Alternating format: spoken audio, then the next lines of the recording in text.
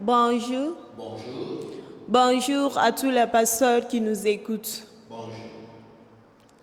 J'ai lu un message ce matin disant « Toutes les bases de ma croyance sont en train de voler en éclats. Ma foi a été construite sur une imposture. J'ai en compte ces personnages qui ont détourné la sincérité et l'espérance de beaucoup. Je ne sais pas comment me reconstruire. » Oui, merci pour la question de ce matin. Il est vrai que des personnes qui se sont retrouvées dans des sectes, et nous parlons particulièrement pour les chrétiens, des chrétiens qui se sont aperçus que finalement la voie qu'ils avaient prise n'était pas la bonne. Et honnêtement, on en voit de partout.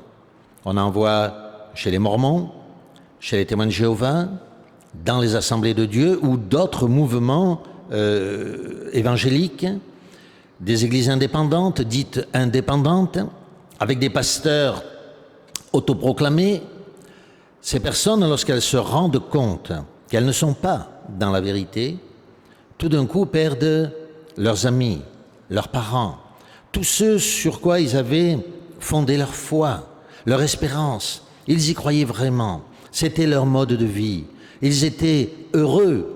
Ils pouvaient se sentir très heureux dans ce mouvement. Et certains le disent. Moi, je me souviens avoir entendu, par exemple, une personne qui me disait, elle vivait chez les témoins de Jéhovah, et elle disait, même si ce n'était pas la vérité, je resterai parce que je suis tellement heureuse.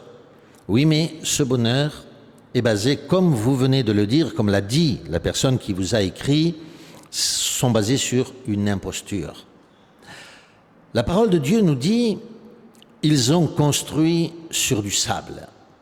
Et c'est pourquoi il utilise le mot « je ne sais pas comment me reconstruire ». On parle donc de construction. Cette personne avait construit sur du sable, elle se rend compte que tout d'un coup, il ne reste plus rien. Tous les amis, toute sa croyance, toute sa foi, elle se rend compte que l'espérance qu'elle avait fondée n'était fondée sur rien. Tout d'un coup, tout disparaît. Tout un mode de vie, tout un système de vie qui disparaît. C'est comme un tremblement de terre. Ce n'est pas un tremblement de terre d'une maison littérale, c'est pire que cela. C'est le tremblement de terre de l'âme. C'est un tremblement de l'âme. Tout s'effondre à l'intérieur. C'est une catastrophe comme on ne peut même pas l'imaginer. C'est une catastrophe psychologique et plus encore spirituelle. Alors, comment conseiller cette personne? Comment lui permettre de se reconstruire? Eh bien, c'est assez simple finalement. Bien sûr que pour une âme qui a subi un tel soubresaut, la catastrophe est absolument terrible. Imaginez, vous rentrez chez vous, il y a eu un tremblement de terre, la maison a disparu. Et le terrain est à vous, mais il n'y a plus que des gravats. Que faire? Il y a deux solutions. Ou bien on se lamente, et ça n'amène rien, ou bien on commence à enlever les gravats. Voilà ce qu'il faut faire. Il faut, quant à sa foi, se dire, ben voilà, je vais me mettre au travail. Au lieu de se lamenter, de se plaindre, on va commencer à prendre une par une les pierres de cette destruction spirituelle et psychologique et les mettre hors de notre terrain, hors de chez nous tout cela.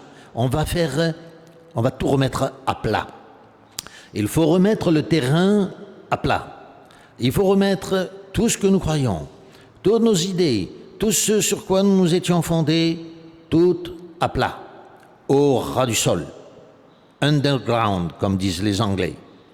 Et là, cette fois, il va falloir veiller à ne pas reconstruire sur du sable. Il va falloir creuser des fondations. La première fois, lorsque nous avons commencé à construire sur du sable, en réalité, nous n'avions pas pris la peine de faire des recherches. C'est pour cela, nous nous étions confiés en des hommes. Il faut que cela soit terminé. Il faut, d'ailleurs vous connaissez le texte biblique, je vais vous le citer dans ma version de la Bible, qui dit, psaume 143, « Ne mettez pas votre confiance dans l'homme, Voilà ce qu'a fait cet individu. Il a tellement placé sa confiance dans des hommes qui lui paraissaient supérieurs, qui lui paraissaient avoir la connaissance, que lui-même n'a pas creusé les fondations. Il n'a pas fait les recherches qui s'imposaient pour vérifier si sa foi était basée sur quelque chose de solide. Donc cette foi, maintenant, il va falloir creuser des fondations. Selon la foi que nous voulons obtenir, il va falloir que les fondations soient plus ou moins profondes. Si l'on veut une foi solide, puissante, de plusieurs étages, de plusieurs niveaux de spiritualité, il va falloir creuser plus profond. On ne construit pas un immeuble de 3 étages comme une maison qui est de plain-pied, n'est-ce pas? Donc nous allons commencer à creuser les fondations. Nous allons les faire bien carrées. C'est-à-dire que nous allons bien prendre les mesures de ce que nous sommes en train de faire. Nous n'allons pas nous confier dans des hommes qui ne connaissent rien. Une fois que les fondations seront construites, que nous nous serons assurés de la vérité de ce que nous apprenons, alors nous allons commencer à mettre les pierres une à une. Les pierres, comme le dit l'Écriture, ça va être des frères, des sœurs, en qui nous avons cette fois une vraie confiance. Ces pierres-là, nous allons vérifier qu'elles soient bien carrées. Parce que si elles sont tordues, si elles sont abîmées, il est évident qu'à nouveau, notre maison ne tiendra pas lorsque le vent va souffler. Nous allons donc bien choisir les pierres, c'est-à-dire les âmes à qui nous allons nous associer. Vous connaissez le principe qui est donné par la parole de Dieu. Celui qui fréquente le sage deviendra sage. Celui qui fréquente le sage deviendra sage. Voilà ce que nous voulons devenir. Nous ne voulons pas être des personnes qui sont assises sur des bancs d'église, qui écoutent passivement, qui reçoivent passivement et dont la foi est finalement passive. Nous voulons construire de façon active, avec des personnes sages, c'est-à-dire actives, une foi puissante et active. Alors bien sûr, tout cela ne peut pas se faire sans l'intervention du Saint-Esprit. Ça veut dire que nous allons devoir prier en même temps que nous travaillons. Non pas seulement prier, mais prier tout en recherchant la connaissance.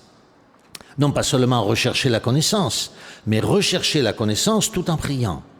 Priant et creusant. Prier et creuser. Prier et chercher. Nous approcher aussi de notre Seigneur Jésus-Christ. C'est particulièrement vrai pour quelqu'un qui n'a en réalité pas connu le Christ. Un témoin de Jéhovah, un mormon. Il est évident que pour ces personnes, le Christ n'était qu'un homme ou qu'un ange, mais en aucune manière Dieu lui-même. Il va donc falloir partir à la recherche de Jésus-Christ, le seul chemin, la vérité et la vie, notre Dieu. Il va falloir s'approcher de lui, le Christ, celui pour lequel nous sommes persécutés, le Christ, le seul nom de l'univers devant lequel se prosternent les anges au ciel, sur la terre et les êtres sous la terre. Le nom le plus beau, le seul nom par lequel nous puissions être sauvés. Nous ne sommes pas sauvés par le nom de Jéhovah, nous sommes sauvés, nous dit l'Écriture, par le nom de Jésus-Christ. Donc la prière, l'action, la recherche de notre Seigneur Jésus-Christ. Voilà le triptyque que cette personne, ce chrétien, doit rechercher pour pouvoir construire cette foi sur des fondations solides. La recherche de ceux qui sont fidèles au Seigneur, la recherche d'âmes véritables, authentiques et remplies d'amour. Tout cela est la base des fondations de notre nouvelle construction. Cela sous-entend naturellement que nous devons faire ce que ne faisait pas cette personne, c'est-à-dire comme les Béréens.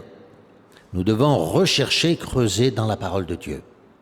Alors, certaines personnes, dans certains mouvements, font des recherches. Ils font des recherches même profondes.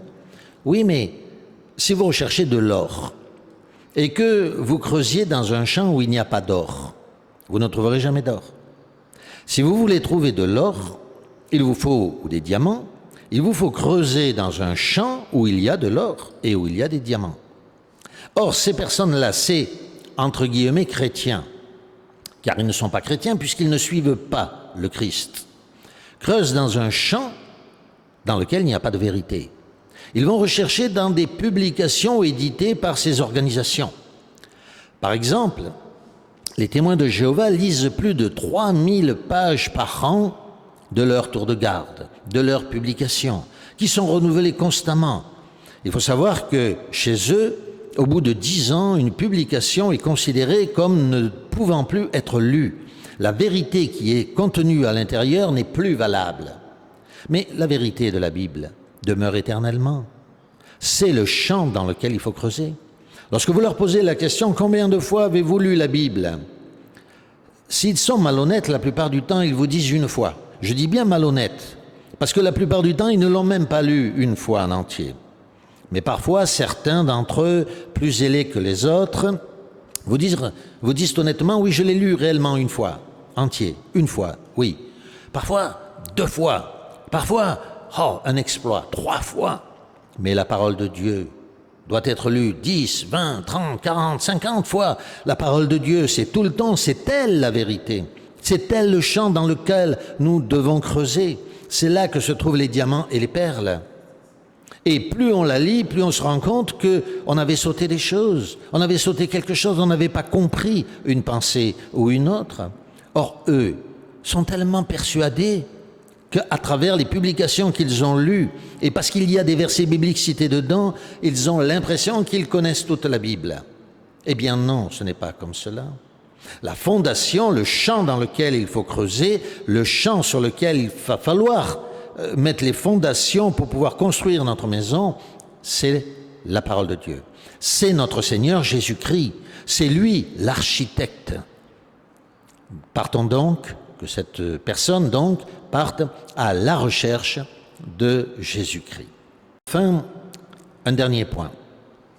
Je voudrais vous citer un texte de l'Écriture qui dit ceci. Deutéronome 32, verset 7. « Souviens-toi des jours d'autrefois. Considère les années de génération en génération. Interroge ton père et il t'instruira. Questionne les anciens et ils te répondront. » De quoi s'agit-il? Ce texte est consigné dans Deutéronome et donc dans la parole de Dieu. C'est un texte du Saint-Esprit qui nous dit que la foi ou l'explication de la parole de Dieu doit être donnée par les pères, par les anciens d'autrefois, pas ceux d'aujourd'hui. C'est pas parce qu'un ancien a 50 ans et qu'il vit aujourd'hui qu'il a la vérité. Il est évident que Moïse parlait, il le disait lui-même, des générations, des anciens des générations. Il faut savoir remonter au christianisme du 1er siècle. Qu'était ce christianisme? Qui étaient ces chrétiens qui sont morts dans les arènes? Qui étaient ceux qui vivaient même à l'époque de Jésus-Christ et qui eux aussi ont écrit? L'apôtre Paul nous dit respecter la tradition.